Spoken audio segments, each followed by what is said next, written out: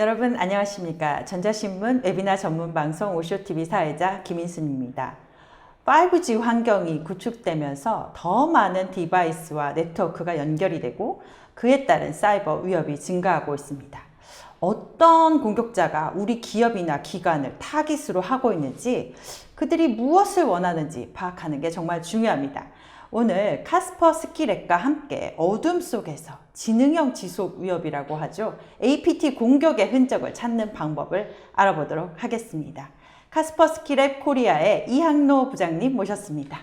안녕하세요. 네, 안녕하세요. 네, 소개 부탁드립니다. 네, 안녕하세요. 올쇼TV에서 어둠 속에서 APT 공격 흔적 찾기라는 제목으로 발표를 맡게 된 카스퍼스키랩 코리아에서 영업을 담당하고 있는 이항로 부장입니다. 올쇼TV에서 카스퍼스키랩 코리아를 대표해서 고객 여러분께 발표를 드리게 되어 영광입니다.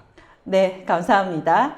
네, 이번 웨비나는요, 약 50분 동안 발표가 진행되고요. 10분간 여러분들이 궁금하신 내용에 대해서 답변을 드리도록 하겠습니다. 발표가 진행되는 동안 궁금하신 내용을 채팅창에 올려주시고요. 설문도 함께 진행합니다.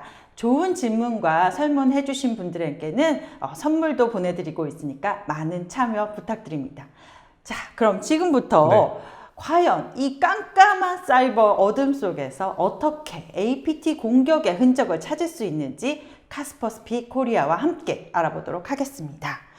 오늘 발표 순서 한번 알려주시죠. 네, 오늘 발표 순서는 간단하게 APT 위협 환경과 위협 사례, 그리고 최신 공급망 공격 위협 사례 등을 소개를 먼저 드리고요. 그래서 어떤 위협 환경과 위협 사례들이 있는지를 알아보고 그 환경들이 어떻게 변화했는지, 그래서 그런 환경들의 변화에 의해서 어떻게 인텔리전스 기반 보안 운영을 통해서 효율적으로 그들을 막을 수 있는지 설명을 드리고, 카스퍼스키 위협 인텔리전스 서비스는 어떤 형태로 제공이 되고 있는지를 말씀을 드리도록 하겠습니다. 네, 사이버 위협 계속 끊이지 않고 있는데 최근 사이버 위협은 또 어떤지 한번 알아보도록 하겠습니다.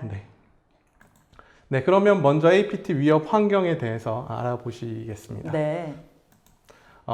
보안 소프트웨어에서 탐지되는 전체 사이버 범죄 사건 중에서 90%가 무작위 추측성 공격입니다. 이러한 공격은 대개 점점 지능화되고 있는 컴퓨터의 자기 학습을 통해서 자동으로 탐지 및 차단이 됩니다. 엔드포인트에서 대부분 차단이 되는데요.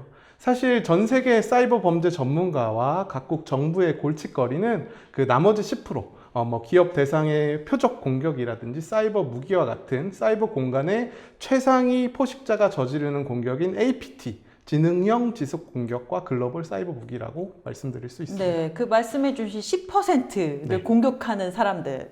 그들은 누구인가요? 정말 궁금한데요. 네, 일반적으로 이제 해커라고 이제 알고 계시는데요. 이제 어떤 한 명이라기보다는 이제 해커 집단이라고 보실 수 있습니다. 그래서 주요 공격 자료는 이제 뛰어난 자금력과 기술력을 갖춘 프로그래머 또는 해커 집단이고요. 또 정부 지원을 받는 해커가 있을 수 있습니다. 그래서 정보기관 또는 군사 조직 내의 전문가나 비밀 단체일 수 있다고 이제 볼 수가 있고요. 그 밖에 이제 사이버 용병이나 국가와 상관없는 사이버 절도범, 청부업체 등도 존재를 하고 있습니다. 청부업자까지 있군요. 그래서 모든 해커가 이제 정부 지원을 받는 건 아니고 풍부한 자금과 인력을 갖춘 사이버 절도범이라고 볼 수 있죠. 카바나기라는 APT 위협 그룹이 이제 그런 그룹이라고 볼 수 있습니다. 지금 이런 해킹 조직들은 과연 근거지가 어디인가요? 사이버상에서 찾을 수 있을까요? 지도상을 펼쳐놓고 이제 어디냐라고 이제 쉽게 찾아볼 수 있을 텐데, 해킹 조직의 출신 지역은 이제 미국의 정부 위협 인텔리전스 보고서에 따르면 30여 개국이라고 얘기를 하고 있습니다. 그래서 30여 개국에서 사이버 군사 역량을 갖추고 있다고 얘기를 하고 있는데요. 그들에 대해서 확실하게 알 수 있는 부분은 해커들이 사용하는 언어라고 볼 수 있습니다. 그래서 코드에 포함된 키릴 문자나 영어, 아랍어 등 한국어 등의 흔적을 통해서 해당 언어 원어민이 작성했다고 이제 추측하는 거죠. 그 원어민이 작성 안 했을 수도 있지만, 그 흔적들을 통해서 유추해 본 결과 30개국 정도가 그런 군사 역량을 갖추고 있다라고 얘기를 하고 있고요. 그 외에 은밀하게 사이버 활동을 벌이는 국가는 더 많을 거라고 생각을 하고 있습니다. 이들의 공격 목표는 어디일까요? 공격 목표는 다른 이제 국가, 정부 대사관, 뭐 군사 및 방위기구 뭐 이런 형태로 국가기관들에 이제 집중이 되어 있지만 요즘에 이제 그 타겟들이 점점 넓어져서 사업체, 기간산업, TV 채널 및 미디어, 평창올림픽 디스트리비어 같은 광범위한 이제 운영 부분들을 공격하는 해커들이 점점 나오게 되면서 이제는 타겟이 내가 아니다라고 생각하는 것보다는 누구나 타겟이 될 수 있다라고 생각하시는 편이 훨씬 좋다고 생각합니다. 저기 나오는 거 보면 국가서부터 이제 기업, 네. 또 개인, 네. 뭐 특정 행사까지 다 표적이 되고 있어서 네. 사이버 위협이 없는 곳이 없다 이렇게 생각이 드는데요. 이런 조직들 어떻게 침투하는 거죠? 어떻게 침투하는지 한번 방법들을 살펴보도록 하겠습니다. 네. 네, 사이버 공격 시 컴퓨터나 네트워크에 침투하는 가장 간편한 방법은 사람의 약점과 부주의함을 이용을 하는 겁니다. 네. 뭐 예시를 설명을 하면 뭐 계정이 정지되었습니다. 세부 정보를 확인해 주세요. 뭐 이 링크를 클릭해야 계속 진행하세요와 같은 피싱 공격들이 아무래도 가장 많이 이용이 되어져 있고요. 그다음에 사람들을 해킹된 웹사이트를 유인하는 워터링 홀 공격. 그 다음에 뭐 필요한 내용은 첨부 파일에 있으니 첨부 파일을 클릭하도록 해서 악성 코드를 퍼뜨리는 이런 방법들이 있고요. 그 다음에 이제 뭐 USB 같은 경우는 USB를 꽂았을 경우에 악성 코드가 퍼지는 그런 형태로 이용을 하게 되는데 미국 연구진이 2016년에 연구한 결과에 따르면 어느 대학교 주차장 여기저기에 USB를 이제 뿌려놨는데 그 중에 98%를 사람들이 집어갔고 공짜잖아요. 아, 그럼요. 사람들이 공짜를 좋아하죠. 네. 네. 그리고 그중 절반은 그 컨텐츠에 접근하기 위해서 실제 컴퓨터에다 꽂았던 그런. 꽂았는데 안에 내용도 있어. 너무 궁금할 것 같아요. 네. 네. 그런데 이제 그런 사람의 약점을 통해서 시스템에 침투하는 부분들이 굉장히 활성화되어 있다라고 보시면 됩니다. 또 그뿐만이 아니라 와이파이 네트워크 쓰실 때 보시면 이제 암호화가 되어 있지 않은 그렇죠. 공용 와이파이 네트워크 같은 경우는 안전하지 않은 경우가 있기 때문에 사용하실 때 좀 주의를 하셔야 됩니다. 네. 참 이 고전적인 방법이고 네. 우리가 많이 알고 있음에도 불구하고 네.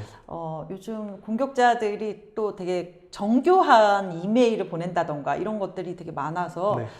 당하는 경우도 정말 많은 것 같아요. 네네. 아무래도 고전적인 방법을 많이 사용한다는 것은 그만큼 또 효과가 좋기 때문이죠. 효과가 좋다라고 볼 수 있고요. 네. 사람을 이용해서 침투하는 방법은 이렇게 있었고, 그다음에 버그를 이용을 해서 들어오는 방법은 이제 컴퓨터 소프트웨어의 이제 취약점, 네. 익스플로잇을 이용해서 이제 들어오는 방법들이 있고요. 그다음에 제로데이라고 얘기를 하는데 보통 소프트웨어 개발자나 회사가 아직 모르는 버그를 알려지지 않은 버그를 통해서 들어오는 위협들이 있다고 보시면 되겠습니다. 네. 그런 걸 이용하는 게 조금 더 수준이 좀 높아 보여요. 네. 이들 그럼 침투 후에는 어떤 작업을 합니까? 침투 후에는 이 옆에 표시된 대로 본거지로 연락하고 지침을 받고 뭐 추가 모드를 다운로드해서 악성 코드를 다운로드 받게 하고 관리자 컴퓨터를 찾아내서 장악한 다음에 대기를 하고 뭔가 원하는 활동을 한 이후에 그 다음에 이제 소멸하는 그런 활동을 이제 하게 되는데요. 예전과 달리 뭔가 목적이 있어서 들어오는 위협은 굉장히 막기가 어렵다라고 생각을 하시면 되겠습니다.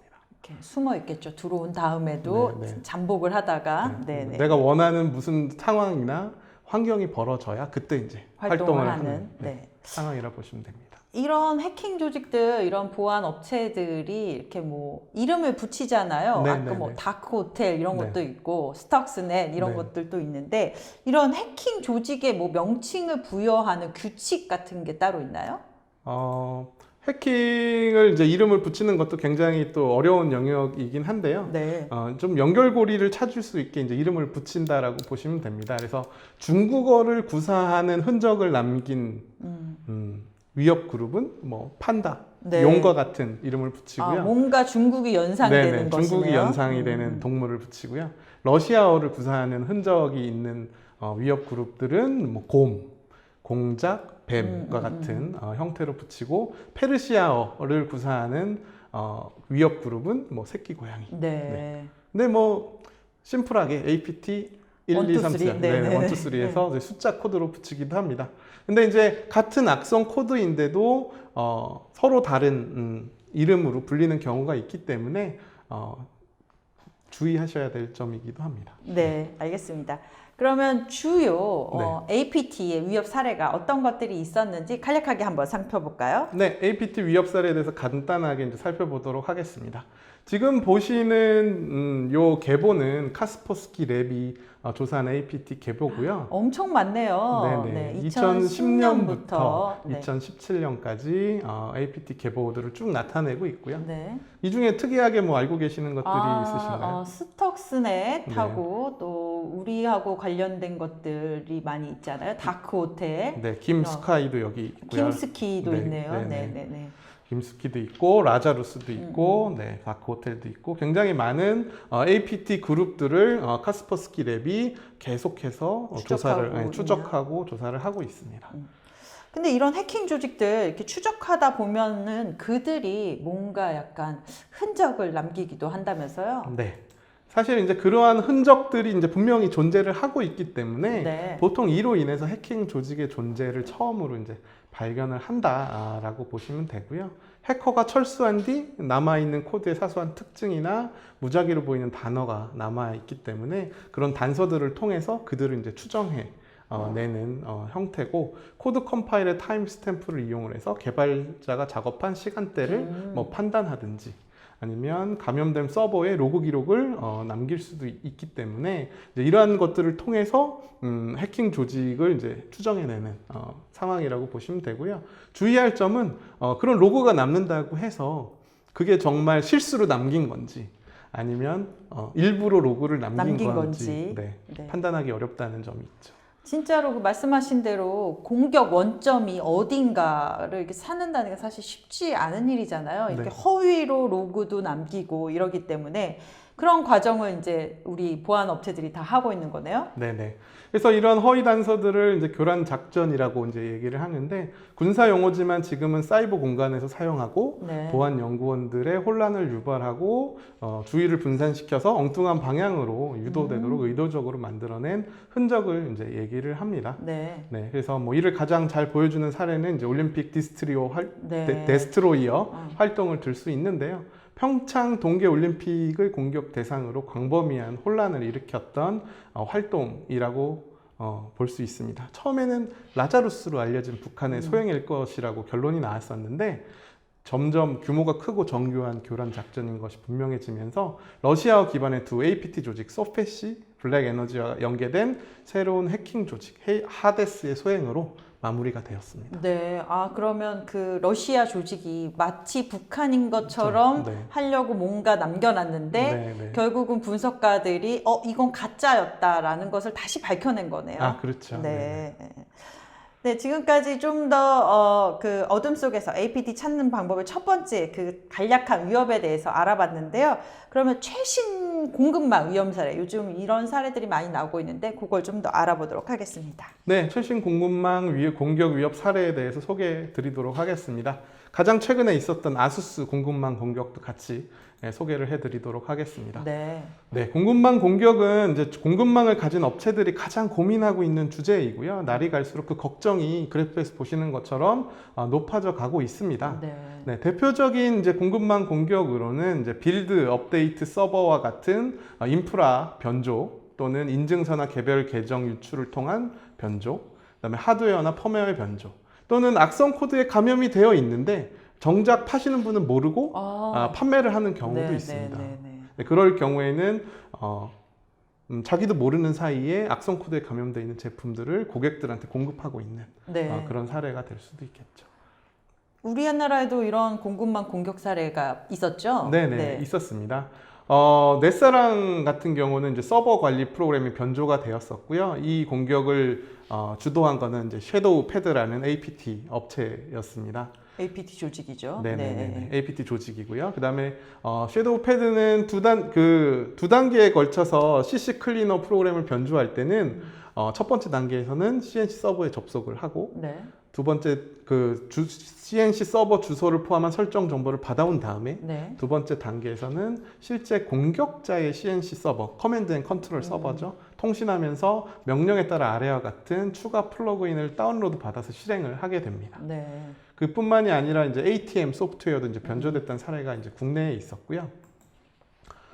또 다른 공급망 공격 사례로는 이제 우크라이나의 정부 필수 소프트웨어가 있어요. 네. 꼭 사용해야 되는 소프트웨어인데 우리나라에도 그런 소프트웨어들이 몇 개 있잖아요. 네, 몇 개 그런 있죠. 거네요. 네네. 그 업데이트 서버를 변조를 해서 거기를 통해서 랜섬웨어를 배포한 사례가 있습니다.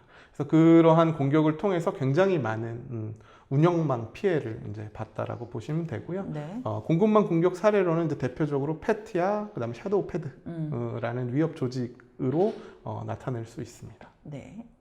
그러면 이제 아수스 공급망 공격. 네, 가장 최신에 나타나던 공급망 공격이었죠. 네네. 오퍼레이션 섀도우 햄머라고 이제 이름 지어졌고, 이제 실제 위협 그룹 이름은 이제 섀도우 햄머고요. 아수스 자동 업데이트 서버를 공격해서 정상적인 디지털 서명을 탈취를 한 다음에 네. 그 정상적인 디지털 서명을 이용을 해서 업데이트 서버를 통해서 악성 코드를 내려보내는 그런 형태의 공격이라고 보시면 되겠습니다. 그럼 그래서, 아수스 네. PC를 갖고 있는 네. 사용자가 피해를 입었겠네요. 그렇죠. 이제 아마 예전부터 뭐 조립 PC를 사용하시던 분들은 아수스에 굉장히 익숙하실 그렇죠. 텐데 네. 그 공급망을 통해서 퍼진 공격이기 때문에 5만 7천 명이 다운로드 및 설치를 했지만 네. 전 세계적으로 약 100만 대의 PC에 배포가 됐을 거라고 추정을 하고 있습니다. 네. 네. 그래서 아수스에서는 이 리포트가 발표된 이후에 패치를 이제 완료를 했지만 이미 이제 그만한 PC에 배포가 됐고요. 그다음에 옆에 보시는 이제 그림은 카스퍼스키에서 제공하는 APT 리포트에 나와 있는 리포트고요. 이제 리포트를 구독해서 보시면 악성 코드에 하드 코딩된 고유 맥 주소의 해시 리스트를 통해서 특정 사용자만을 공격하게 돼 있거든요. 네. 그 맥 어드레스가 어떤 맥 어드레스인지 실제 보실 수가 있습니다. 리포트에 저런 내용이 들어있네요. 네네, 네. 그렇습니다. 그래서 이런 공급망 공격을 막기 위해서는 이제 어떻게 해야 되느냐가 사실 되게 중요한데, 소프트웨어 공급 업체의 대응 방안으로는 개발자 PC 및 빌드 업데이트 서버의 관리를 강화해야 되고요. 그 다음에 소프트웨어 디벨롭먼트 라이프 사이클 가이드라인에 따르는 소프트웨어 업데이트를 철저히 해야 되고 공급망 공격에 대한 이해 및 취약 부분을 점검을 하셔야 되고, 최종 전달되는 소프트웨어 패키지에 대한 검증이 철저하게 지켜져야 됩니다. 그리고 사용하는 기업이나 기관의 대응 방안으로는 그런 위협들이 혹시나 있을 수 있는지 가시성을 확보를 해줘야 되고, 그리고 항상 패치가 나오는 이유는 이제 그러한 것들을 막기 위해서 공급자에서 배포를 하는 거기 때문에 항상 최신 패치를 적용을 해야 되고, 그 다음에 사용자가 지속적인 보안 교육을 통해서 그런 마음가짐을 가질 수 있도록. 사실 교육이 참 중요해요. 그럼요. 네, 그렇습니다. 네.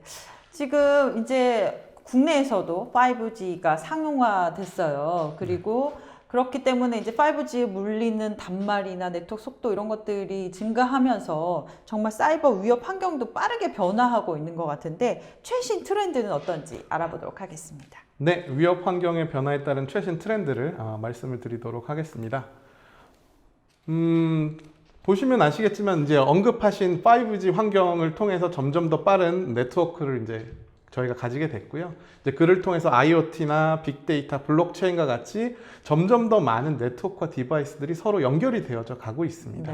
그러므로 인해서 표면적인 공격들이 점점 더 많아지고 있고, 위협 또한 계속해서 증가 추세라고 보실 수 있습니다. 그래서 아까 말씀드렸던 서플라이 체인 어택, 공급망 공격이나 랜섬웨어, 타겟 공격, 모바일 위협 등이 이제 가장 최근의 위협 추세 키워드로 나타나는 것을 보실 수가 있습니다. 그러면 이런 사이버 공격 조직들 주로 노리는 산업군이 따로 있나요? 아까 초반에서도 말씀을 드렸지만 이제 점점 더 고도화된 사이버 위협은 이제 더 이상 ICT 업계만의 문제는 아니에요.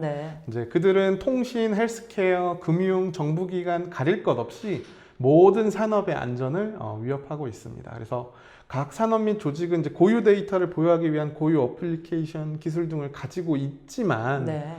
그들은 매일매일 새로운 방법들을 개발하면서 엄청나게 다양한 공격 방식들이 실행이 되고 있다고 보시면 될 것 같습니다.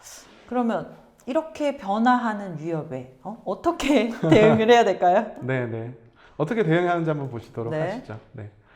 외부에서 사용 가능한 위협 인텔리전스와 상관없이 오직 내부 이벤트 모니터링에만 집중하는 보안 작업은 물론 중요하긴 한데요.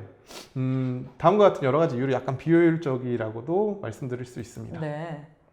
포괄적인 위협에 대한 개요가 없고요. 네. 효율적인 보안 프로그램 개발이 어렵습니다. 그리고 우선순위 설정에 있어서 뭐를 우선순위로 놔야 되는지 결정하기가 되게 어려운 부분이 있고요. 그다음에 조직 내 숨겨져 있는 숨겨진 위협들이 어떠한 부분들이 있는지 파악하기도 쉽지 않고, 그 다음에 사고가 일어났을 때 높은 복구 비용으로 이어지는 비효율적인 사고 대응들이 있다고 보시면 되겠습니다. 그래서 전반적인 보안 경고의 수는 기하급수적으로 증가하고 있고요. 네. 분석가들은 이러한 중요한 경고를 식별하고 우선순위를 정하는 방법을 이해하지 못한 채 너무나 많은 그 양에 그냥 말 그대로 휩쓸리고 있다라고 보시면 됩니다. 그래서 분석가들은 그들의 대부분의 시간을 사고 분석 또는 위협 제거 활동 대신에 경고를 우선순위화하는 데 노력을 쏟는다는 거죠. 네. 하지만 그럼에도 불구하고 절반에 가까운 경고들은 조사되지 않고 있고, 이러한 요인들이 분석가를 지치게 만들고 또 평균 공격 시간이 이제 늘어나게 되는 형태로 나타나게 됩니다. 네. 이렇게 보안 경고 수가 엄청나게 늘어났어요. 근데 이거는 사실 다 막아야 하잖아요. 어떻게 하면 효율적으로 막느냐, 이게 이슈일 것 같아요. 그 방법에 대해서 이제 본격적으로 알아보도록 하겠습니다. 네, 효율적으로 어떻게 막느냐, 그게 가장 중요한 이슈인데요. 그렇게 하기 위해서는 이제 내부 이벤트에만 집중하는 것보다는 내부 이벤트와 외부 인텔리전스를 어떻게 효율적으로 묶어서 같이 보안 운영을 하느냐가 되게 중요하다라고 보실 수가 있습니다. 그래서 그 효율적인 보안 운영을 위한 인텔리전스 기반의 보안 운영에 대해서 설명을 드리도록 하겠습니다. 네. 인텔리전스 기반 보안 운영은 보안 운영 서클의 나머지에게 정보를 제공할 목표와 우선순위가 설정이 되어야 됩니다. 네. 잘못된 우선순위는 조직의 보안에 큰 영향을 이제 미칠 수 있고요. 뭘 잘 보아야 되는지 이거 순서를 잘 정해야 되는 게 중요한 것 같아요. 네네. 그 다음에 이제 위협 사냥하시는 분은 지속적인 연구를 통해 얻은 가치 있는 정보를 제공해서 우선순위를 이제 딱 정해줄 수가 있겠죠. 네. 그래서 인텔리전스가 주도하는 보안 운영 사이클은 사고 분석 시간을 크게 가져갈 수 있도록 각 기능 수준에서 특정 질문 집합에 대해 답변할 것을 요구하죠. 그래서 누가 귀사의 적인지, 그들은 무엇을 원하는지, 그다음에 어떤 위협 그룹이 귀사의 분야 지역에서 활동하고 있는지, 그리고 그들이 사용한 공격 벡터는 어떤 것들이 있는지, 그 다음에 수많은 보안 제어를 통해 발생하는 수천 건의 경고 중에서 어떻게 참 여부를 확인하고 거짓 정보를 분류하고 정말 중요한 경고에 대한 우선순위를 잘 적용하고 있는지, 네.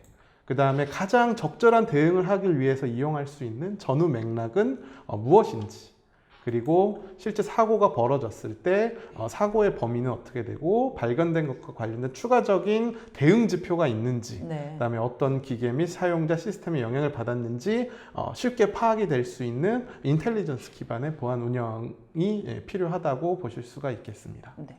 그럼 이 위협 인텔리전스 어떻게 이제 사용하는지 좀 더 알아보도록 하겠습니다. 네, 위협 인텔리전스는 보안 운영을 보다 효과적으로 만들기 위해서 해당 질문에 대한 답변을 줍니다. 예를 들면 이제 전술적, 기술적인 측면을 이제 먼저 살펴보도록 할게요. 우측. 네. 지속적으로 이제 업데이트되는 위협에 대한 정보가 심하고 잘 연동이 돼서 네트워크 보안 솔루션을 강화해 주셔야 되고요. 그 다음에 대기열의 각 이벤트가 즉각적인 응답 또는 추가 검사가 필요한지 여부를 결정해서 이벤트 우선순위 지정 및 추가 분류의 속도와 효과를 높여줘야 되고, 그 다음에 의미 있는 전후 사정을 제공을 해서 오탐을 방지하고 오탐을 제거해서 분석가가 중요한 경보에만 집중할 수 있도록 해야 됩니다. 그리고 무엇을 찾아야 할지에 대한 단서를 제공해서 위협 사냥 임무를 개선하고 효과적인 모니터링 및 탐지 사용 사례를 제공해서 보안 운영에 이제 알려주게 되겠죠. 네. 그러면 이제 운영 및 전술 수준 왼쪽 편에서 이제 보시게 되면 위협 인텔리전스를 사용하시게 되면 이제 사건의 범위에 대한 가시성을 높여서 보다 대응력을 높일 수 있는 사고 대응 능력을 향상시키고요. 관련 위험 요소를 이제 이해해서 사전에 예방적 경감 조치를 구현할 수 있습니다. 네. 그 다음에 이런 위협에 대응하기 위해 필요한 특정 기술, 직업 및 프로그램에 대한 투자를 당당하게 요청하실 수 있도록 만들어 드립니다. 네. 근데 사실 시장에 이런 위협 인텔리전스라는 서비스가 꽤 많이 있어요. 네. 근데 보안 담당자 입장에서 이것들 중에 어떤 거를 선택해야 되는지 사실 되게 혼란스럽거든요. 이런 걸 선택할 수 있는 기준이 있나요? 네, 그럼 그 기준에 대해서 살펴보도록 네. 하겠습니다. 자, 위협 인텔리전스 선택 범주라는 제목으로 이제 제가 슬라이드를 만들었는데요. 요즘 이제 많은 벤더들이 자사의 인텔리전스가 이제 최고라고 주장함에 따라서 네. 최근 몇 년간 위협 인텔리전스 양이 이제 크게 증가했습니다. 증가했죠. 네, 증가했어요. 근데 이제 고객이 서로 다른 공급 업체를 비교할 수 있는 공통적인 기준은 현재까지 없습니다. 네네. 하지만 이제 카스퍼스키 저희는 이제 몇 가지 선택의 기준을 이제 고객분들한테 이제 드리는 거죠. 네. 예를 들면 오늘날 공격에는 이제 경계선이 없어요. 그렇기 때문에 전 지구적으로 공격들이 이제 나타나게 되는데 그러한 전 세계를 커버하는 광범위한 공격 가시성을 제공을 하는 인텔리전스냐가 이제 첫 번째가 되겠고요. 네. 그 다음에 새로운 위험 요소를 일찍 발견한 실적이 있는 공급자냐. 네. 아무래도 저희는 그레이트 팀을 운영하면서 많은 위협 조직들을 계속해서 지금 추적하고 있기 때문에 네. 그런 실적이 있는 공급자라는 부분을 말씀을 드릴 수 있고요. 그 다음에 이제 전후 맥락이 없는 위협 지표는 가치가 없습니다. 네. 근데 전후 사정은 나타난 데이터를 조합해서 만들어내는 거기 때문에 이 인텔리전스를 통해서 데이터 기반으로 만들어져야 되고요. 그 풍부한 전후 맥락을 통해서 즉각적으로 행동 가능한 인텔리전스냐가 또 중요한 포인트겠죠. 네. 네, 그뿐만이 아니라 위협 인텔리전스에 많은 데이터가 있다고 하더라도 가지고 계시는 내부 심 시스템 등에 쉽게 통합이 되지 않는다면 쉽게 구현하기가 어려울 텐데요.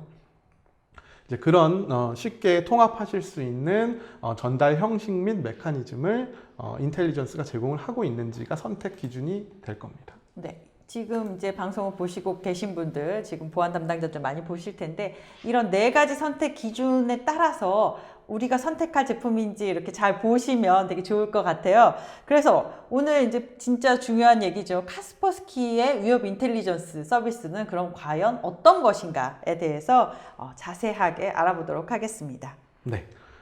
카스퍼스키 위협 인텔리전스는 6가지 제품을 제공을 합니다. 네. 네. 그래서 위협 데이터 피드, 그 다음에 리포팅으로 APT 인텔리전스 리포팅, 금융권 위협 인텔리전스 리포팅, 그 다음에 고객이나 나라를 지정해서 맞춤형으로 제공하는 위협 인텔리전스 리포팅 등이 있고요. 그 다음에 카스퍼스키가 데이터 피드는 말 그대로 저희가 가지고 있는 데이터를 분석하실 수 있도록 드리는 형태라면 네. 이제 저희가 갖고 있는 여러 가지 상관관계를 저희가 룩업 테이블처럼 바로바로 쓰실 수 있도록 제공해 드리는 위협 룩업과 네. 악성 코드를 분석할 수 있는 클라우드 기반의 샌드박스까지 6가지의 서비스를 카스퍼스키는 위협 인텔리전스 서비스로 제공을 하고 있습니다. 이 같은 카스퍼스키의 위협 인텔리전스 과연 어디서 생성되는 것들인가요? 네, 카스퍼스키 위협 인텔리전스의 정보 출처는 다음과 같습니다. 위협 정보를 수집하기 위해서 다양한 소스를 사용하고 있어요.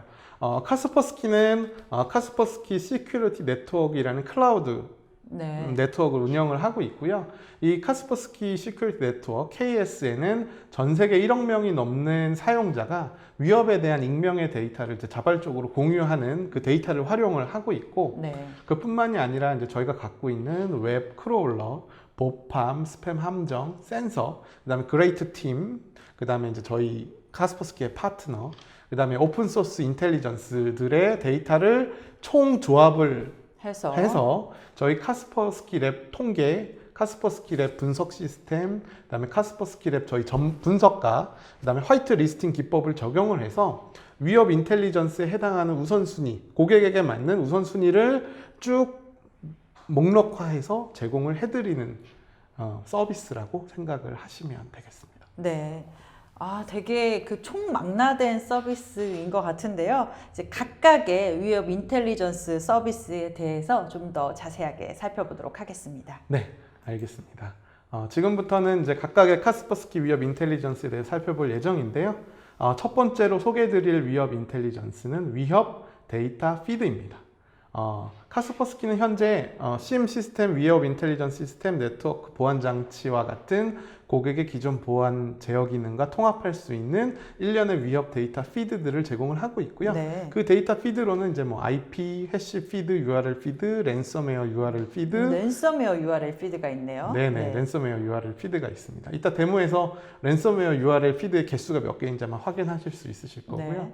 네. APT, IOC 피드, 뭐 화이트 리스팅 피드 등등 굉장히 많은 데이터들을 이제 로우 데이터 형태로 CM 시스템에 이제 통합하실 수 있도록 제공을 해드립니다.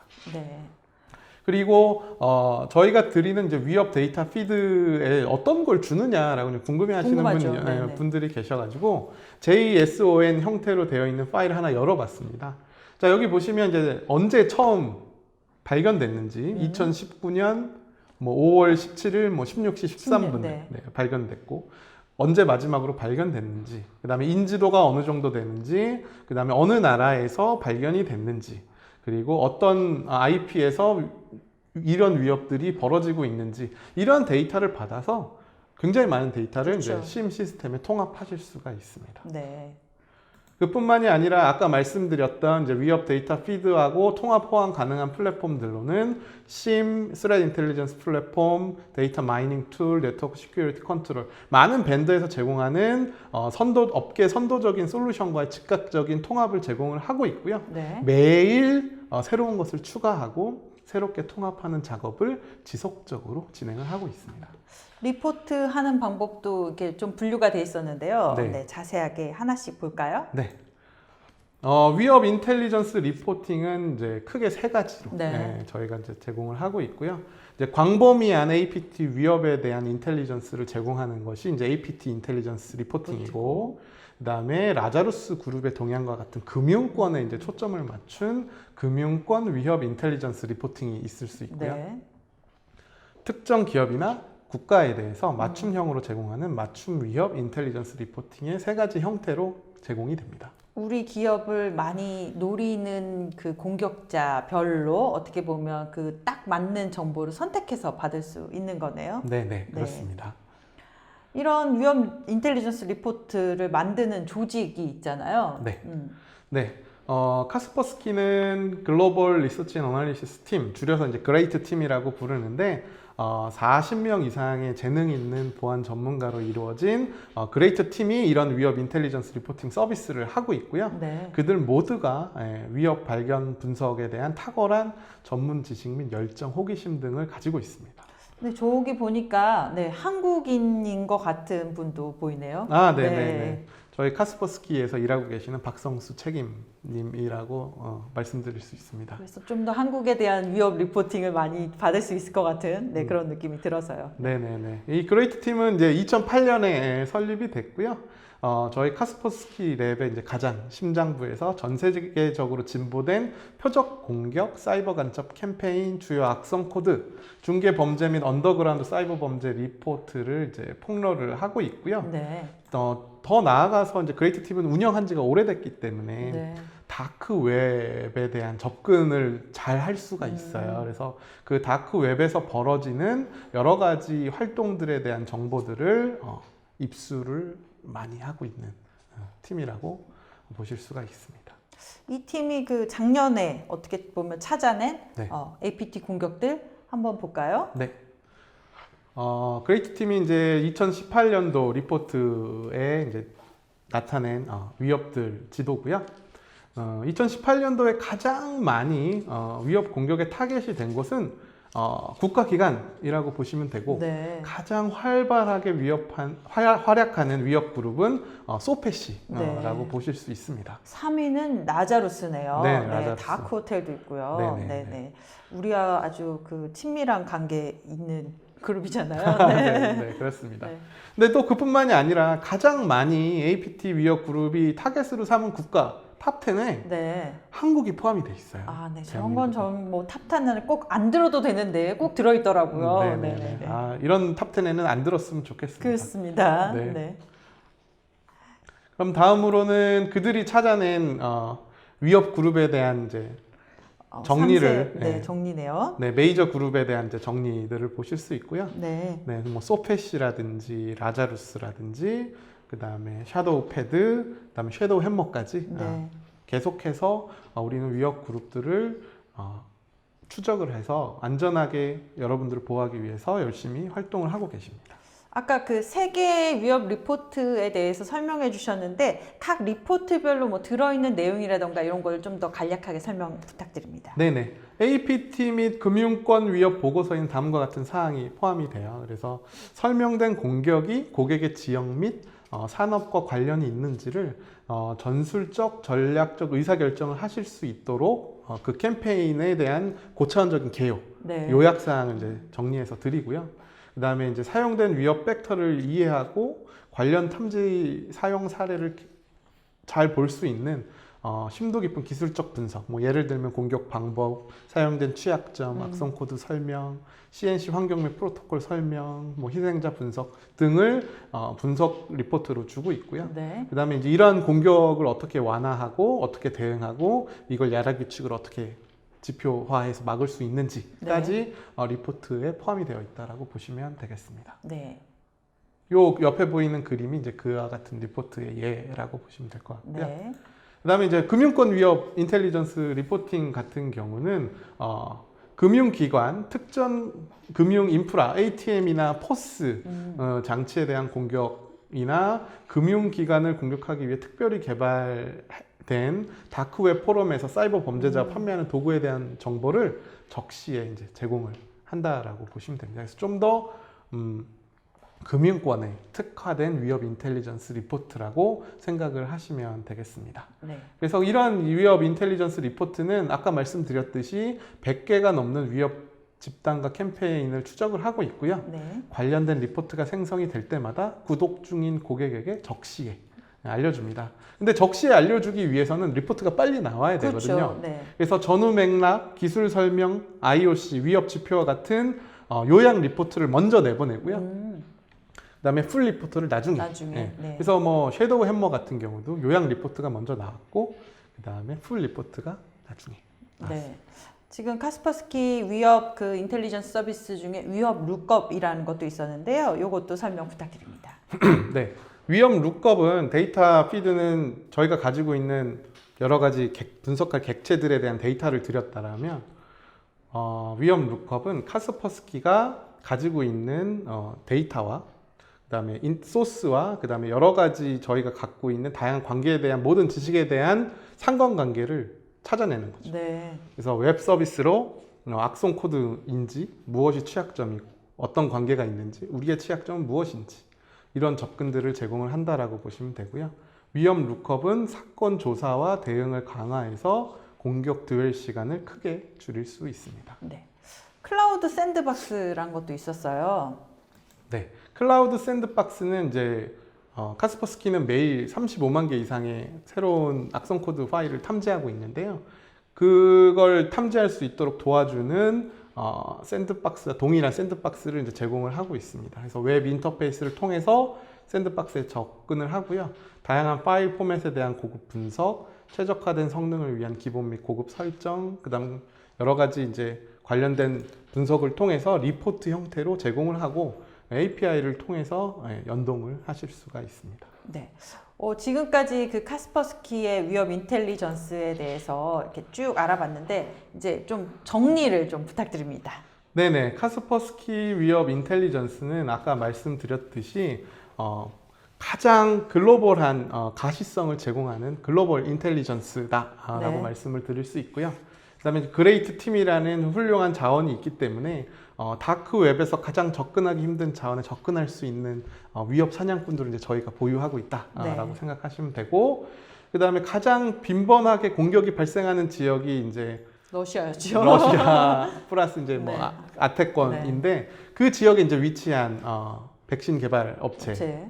보안 업체라고 보실 수 있고, 그다음에 사고 관리 주기 전반에 걸쳐서 제공되는 도달 가능하고 의미 있는 전후 맥락을 통해서 빠르게 대응을 하실 수가 있겠죠. 또 그뿐만이 아니라 가장 높은 검거율을 가진 보안 솔루션에 의해서 뒷받침되는 위협 인텔리전스이기 때문에 저는 카스퍼스키 위협 인텔리전스를 고객분들한테 추천을 드리고 싶습니다. 네. 이제 쭉 총정리, 네. 이제 어떤 서비스가 있는지 총정리. 를 이제 한번 해드리도록 네. 하겠습니다. 네, 카스퍼스키 위협 인텔리전스 서비스를 어떤 분들이 어떤 서비스를 구매하셔야 되는지 잘 이해가 안 가시는 너무 이게 광범위해서요. 분들이 네네. 있을 거라고 생각을 해서 제가 좀 마지막으로 정리하는 페이지를 만들어 봤습니다. 위협 정보를 받아서 회사에 구축한 심 시스템과 연동을 해서 효과적인 관제 시스템을 만들어야 하는 경우는 위협 데이터 피드를 구매하시면 되고요. 그다음에 위협 범죄 조직들의 지능형 공격 동향 및 수법, 동기, 배후 등에 대한 광범위한 리포트 및 장기 보안 계획에 대한 정보를 얻어야 할 경우에는 APT 위협 인텔리전스 리포팅을 선택하시면 되겠습니다. 네. 그리고 금융권에 관련된 위협 범죄 조직들에 대한 리포트 및 복합적인 위협에 대한 장기 보안 계획에 대한 정보를 얻어야 할 경우에는 금융권 위협 인텔리전스 리포팅을 선택하셔야 되고요. 네. 소속되어 있는 국가 또는 대기업 대상의 위협 범죄 조직들에 대한 리포트가 필요한 경우에는 맞춤 위협 인텔리전스 리포팅. 그 다음에 위협 공격을 받을 때 드웰 타임을 최소화하기 위해서 카스퍼스키 랩이 가지고 있는 위협 데이터의 상관관계들을 룩업으로 네. 바로 가져다 사용하시려는 경우에는 위협 룩업을 사용을 이제 하시면 되고요. 그 다음에 악성 코드나 위험으로 의심되는 파일을 클라우드에서 샌드박스로 분석하려는 경우에는 클라우드 샌드박스를 선택을 하시면 되겠습니다. 보안팀에서 필요한 것들을 이렇게 골라서 네. 약간 토핑처럼 네네네. 네, 사용해도 될 것 같은데요. 네네. 지금까지 이제 카스퍼스키의 위협 인텔리전스 서비스에 대해서 알아봤는데요. 어떻게 실제로 사용할 수 있는지 보는 게 딱 보시면 더 쉽게 이해가 가실 것 같은데요. 지금부터 데모를 보도록 하겠습니다. 네. 데모는 동영상으로 좀 준비를 좀 해왔고요. 저희 위협 인텔리전스 서비스는 위협 인텔리전스 포탈, 네. 스레드 인텔리전스 포탈을 통해서 제공이 되기 때문에 그 스레드 인텔리전스 포탈에 들어가서 여러 가지 위협 인텔리전스 서비스를 사용하는 부분을 동영상으로 보여드리도록 하겠습니다. 네, 지금 보시는 화면이 이제 스레드 인텔리전스 포탈에 네. 이제 로그인한 화면이고요. 여기 보시면 이제 다양한 이벤트들이 이제 올라온 걸 보실 수 있고, 그 인텔리전스 포탈에 들어가서 그 해당 이벤트를 클릭하시면 보다 자세한 정보를 확인하실 수 있고, 그다음에 태그에서 뭐 APT를 선택하시면 APT 태그가 붙은 이벤트들을 분류해서 확인을 하실 수가 있습니다. 네. 그다음에 APT 리포팅을 어떻게 제공하는지 한번 보도록 하겠습니다. 자, 리포팅을 선택하고 파이낸셜을 선택을 하면 이제 파이낸셜에 관련된 리포트들이 올라와 있고요.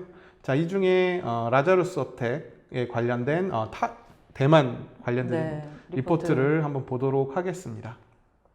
침해 지표, 이 공격을 막기 위한 이제 침해 지표는 어떤 걸 사용해야 되는지 실제 데이터를 다운로드해서 이제 확인해 보는 과정을 보시고 계시고요. 이러한 것들을 XML로 이루어진 파일들을 가져다가 사용해서 침해 지표로 사용을 해주시면 되겠습니다.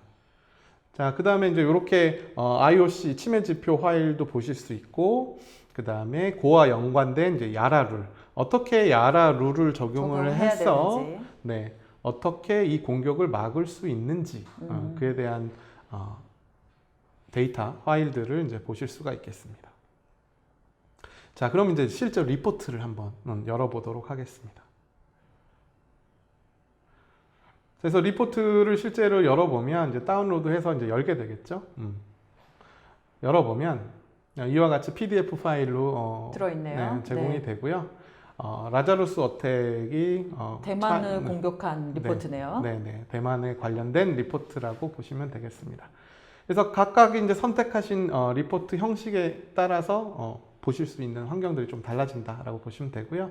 이제 위험 룩업에 대해서 보실 수 있겠습니다. 저 위험 룩업에다가 여기 지금 이메일로 발송된 의심스러운 매크로 엑셀 파일이 있습니다. 해시 파일. 그래서 실제 이걸 넣고 룩업을 이제 돌려보면 이제 카스퍼스키가 이제 기존에 가지고 있었던 데이터베이스에서 룩업 형태로 데이터를 뽑아서 보내줍니다. 아, 무슨 검색 엔진 같네요. 네네네. 그래서 언제 처음으로 발견됐고 언제 마지막으로 발견됐고 또 포맷은 어떤 식으로 포맷이 이루어졌는지, 그 다음에 해시 코드는 어떤 형태로 이루어져 있는지, 그리고 어느 나라에서 언제 어느 시기에 많이 발생을 했는지. 잘 보시면 지금 한국 빨간 그러네요.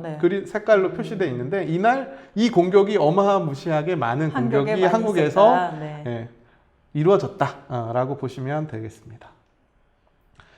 그리고 이제 찾아낸 이름들, 그 다음에 이제 파일 패스들, 인터넷 캐시, 프로그램 파일들 이러한 것들을 확인을 할 수가 있고요.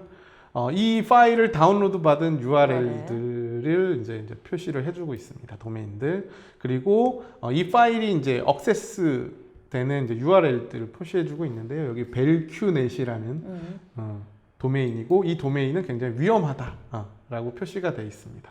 그래서 그 URL을 이제 실제 클릭을 해보면 후이즈라는 서비스로 넘어가서 이거는 이제 이라넷 인터내셔널 리미티드라는 곳에서 이제 만들어졌고 어떤 말웨어들을 배포하고 있고 굉장히 이제 위험한 URL 중에 하나다. 그래서 담당자는 이 URL을 보고 이 URL로 접근하는 것 자체를 아예 차단하는. 그 다음에 이제 이터널 블루 코드 취약점 같은 것들을 이제 또 룩업으로 이제 돌려보면. 카스퍼스키가 이미 가지고 있는 상관관계들에서 나온 데이터들이기 때문에 굉장히 쉽게 데이터들을 쉽게 살펴보실 수가 있습니다. 이것도 마찬가지로 언제 처음 발견됐고 언제 했고 어느 나라에서 언제 어떤 비율로 이러한 위협들이 이제 벌어졌는지 이렇게 확인을 하실 수가 있습니다. 그리고 이제 찾아낸 이름들 보실 수가 있고요. 여기에 관련된 파일 이름이라든지 파일 패스라든지 어느 URL과 도메인에서 이것들이 이제 파일로 다운로드가 됐는지. 그래서 이러한 것들을 이제 살펴보면서 보안 담당자들은 이제 손쉽게 내가 막아야 될, 차단해야 될 URL이나 이런 부분들을 선택을 해서 보안 정책에 적용할 수 있겠네요. 보안 정책에 이제 적용하시는 거죠.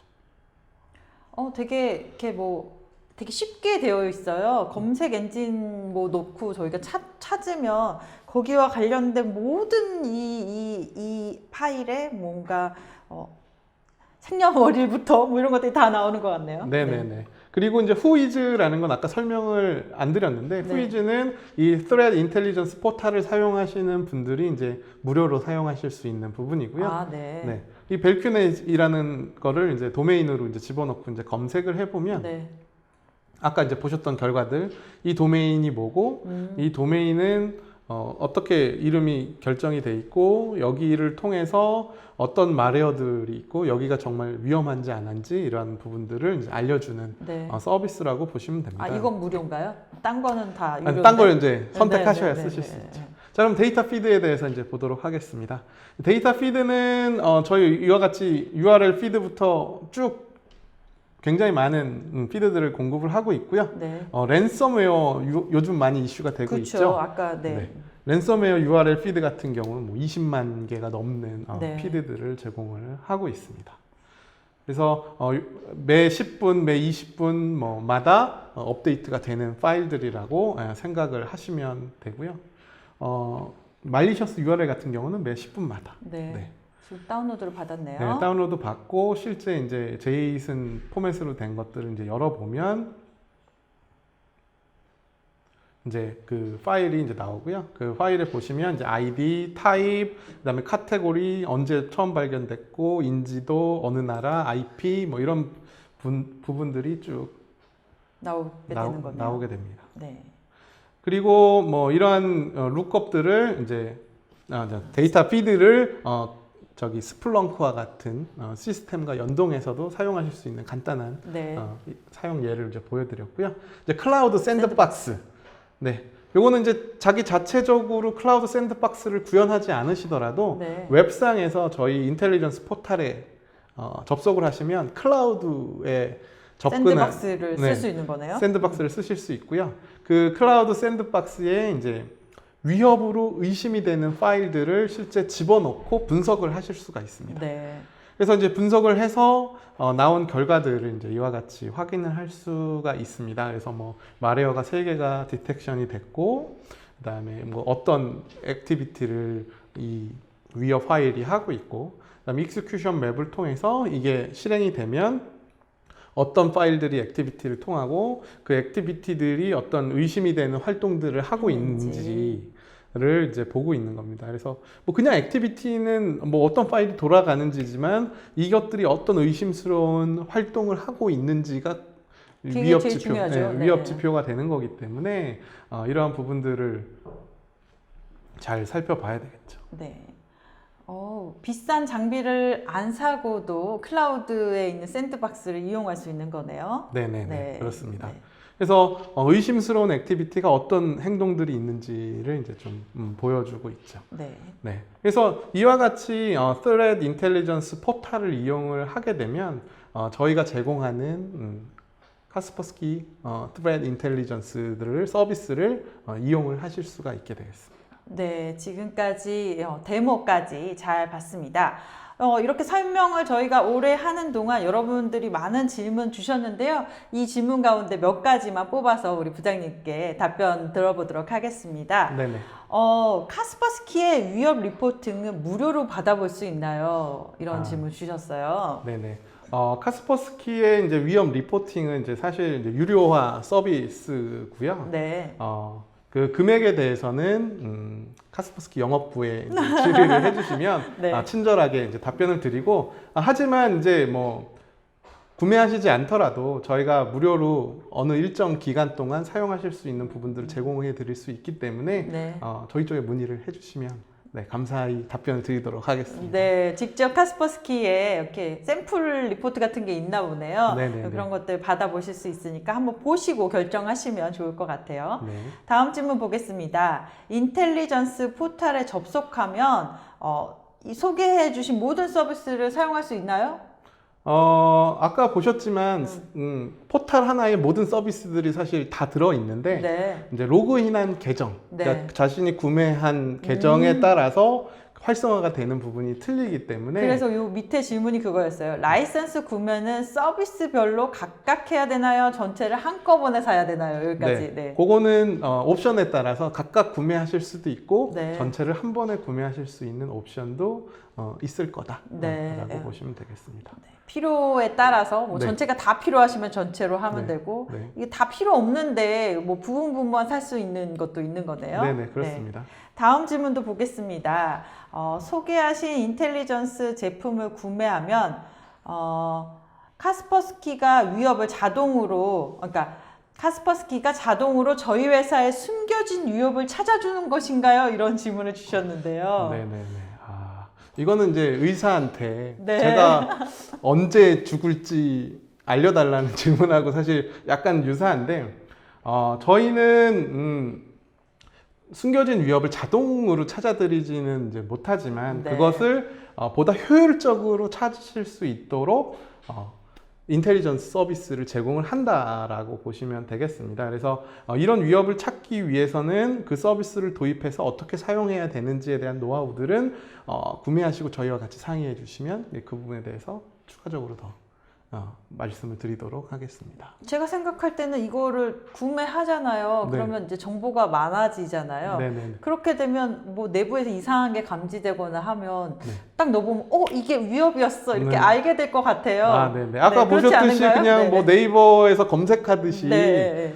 내가 이제 뭐 위협이라고 판단이 되는 걸 뭐 넣어본다든지, 네, 룩업으로 찾아본다든지, 그러니까요. 아니면 클라우드 샌드박스를 통해서 실제 분석을 해보든지 이런 것들을 통해서 간단하게 벽에 편하게 이런 위협들을 찾아보실 수 있고 실제 맞는지 틀리는지 확인을 할 수가 있겠죠. 그동안은 사실 정보가 없어서 몰랐을 수도 있는 건가요? 아, 그럼요. 네네, 그렇습니다. 네, 다음 질문도 보겠습니다. 바이러스 토탈에서도 악성 파일에 대한 위협 정보를 무료로 조회가 가능한데요. 저도 아까 보면서 약간 바이러스 토탈하고도 비슷한 것 같은데 이런 느낌 받았는데 카스퍼스키의 위협 룩업이 바이러스 토탈보다 더 좋은 점은 무엇인가요? 제공하는 정보가 더 많나요? 하고 질문 주셨습니다. 네네. 요 질문은 이제 좀 예상했었던 질문 중에 하나이긴 한데, 바이러스 토탈은 위협이라고 생각돼 있는 정보들을 무료로 조회가 가능하죠. 네네. 하지만 거기서 나오는 정보는 이게 맞는지 틀리는지 누가 확인해 주지 않습니다.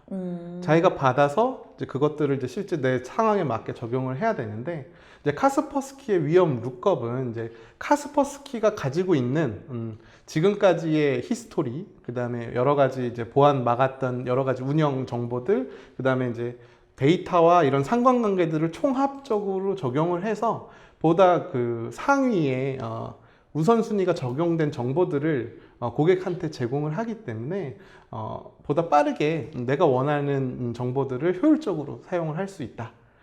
뭐 데이터는 바이러스 토탈이 더 많을 수도 있겠지만 네. 보다 정제된 카스퍼스키에 의해 정제된 데이터를 받아보실 수 있다라는 점이 틀린 점이라고 말씀드릴 수 있습니다. 네, 부장님 긴 시간 동안 발표와 이제 답변까지 해주시냐 고생이 많으셨습니다. 오늘 웨비나 하셨는데 마지막으로 뭐 꼭 짚고 꼭 오늘 이 점만은 우리 시청자분들이 기억해야 되겠으면 좋겠다 하는 점 말씀 부탁드립니다.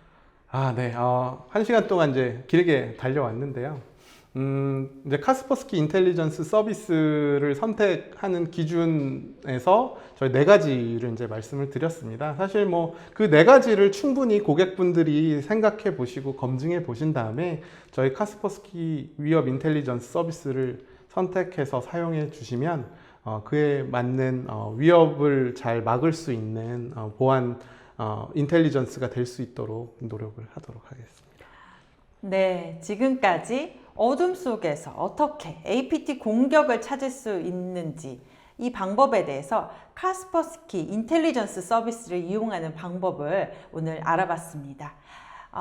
전자신문 웨비나 전문 방송 오셔TV는 다음에 또 다른 주제로 찾아뵙도록 하겠습니다. 감사합니다. 감사합니다.